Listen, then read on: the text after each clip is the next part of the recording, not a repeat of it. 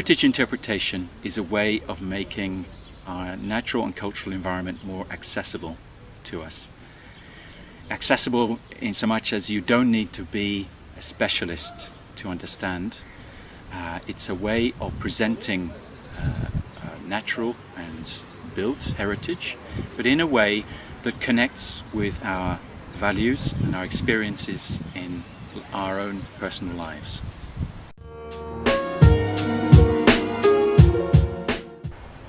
Why is heritage interpretation useful to youth workers? Well, generally, young people in rural areas, for example, can be quite disaffected with the world about them.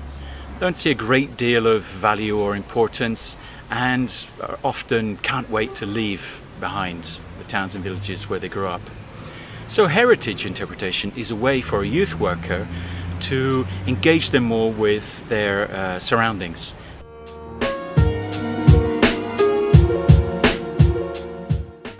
What are the principles that a youth worker should know about heritage interpretation? So, first of all, the main principle is making a connection with your audience's or your participants' own life and experiences. If you don't do that, then the heritage that you are describing will remain just interesting, but it will have no connection with their lives. It will mean very little to them. Also, a main principle is about keeping it simple.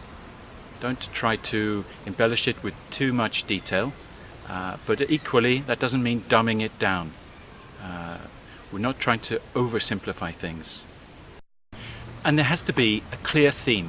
There has to be a clear idea, because you don't want to end up talking about something that's really interesting but is all over the place. There needs to be a structure, and for that to happen, what we do is look to create themes. The themes are like a lighthouse that guides your talk and gives it some structure so that people really know where you're going, and they also are aware of the message that you are trying to convey to them. So if we are interested in safeguarding heritage, then we want to be impressing upon them of how special the object is that they're looking at and how it's worthwhile protecting.